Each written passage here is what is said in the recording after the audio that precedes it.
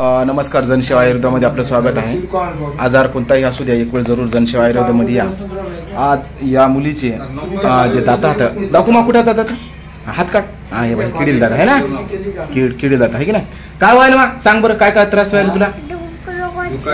हा दुखरच. हा आणि काय खाऊ दे ना गेले, जेवू दे ना गेलं सांग दुखच. हा आणि पाणी पिऊ दे ना गेले, पाणी प्यायला तरी दुखते आहे की नाही. थंड पाणी पिऊ देतो दुखच आहे. तू चाय पिवच, तू मत पिजो अभी. मी औषध दिल्याच्या नंतर नाही पिय. मारा औषध देने के बाद तू नहीं पीने का, चाय नहीं पीने का. हाँ गोड मत खाने का, चॉकलेट खाऊच काय, चॉकलेट नहीं खाने का. हा मैं औषध दे रहो.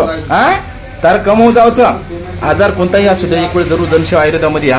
कॅन्सर असू द्या, शुगर असू द्या, बीपी असू द्या, ॲलर्जी, ऍसिडिटी, डोळ्याचे विकार, केसाचे विकार किंवा अन्य कोणताही मूळव्याध, फिशर, भंगदोष असे अनेक प्रकारचे जरी आजार असेल तरी एक वेळ जरूर या. बिना ऑपरेशन इलाज. आता या मुलीचं जे दात आहेत ते बिलकुल कमी होणार. जे प्रॉब्लेम आहे ते सर्व चांगलंच होणार. इतकं बोलतो कारण हिचे दात पाडण्यासाठी तुला दात पाडायला जायचं का दवाखान्यात? तिसरी इकडे पाडायचं नाही आहे की नाही.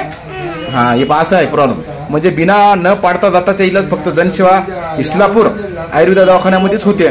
भारतामध्ये असे दवाखाने पुष्कळचे नाहीत, फक्त महाराष्ट्रामध्ये इथे इस्लापूरमध्ये एकच आहे. त्याच्यामुळे ज्याचे दात रोखायचे आहेत, ज्याचे दात पाडायचे नाहीत, त्यांनी जरूर जनसेवा आयुर्वेदमध्ये बिलकुल एक वेळेस येणं गरजेचं आहे. धन्यवाद. आता औषध लावल्याच्या नंतर तुला कसं वाटायला बाई? दुखरं कोण ना आचो गो ना चांगलं वाटायला की नाही बेटा? असं लावायचं. चाय नाही पियाची, चॉकलेट नाही खायचं, गोड खायचं नाही, काहीच नाही खायचं. ते दात दुखू नाही तोपर्यंत. हा थोडं थोडं ते होतीये आणि नंतर दुखत नाही. हा जीप जीप जीप ताड्या दातामध्ये आली का?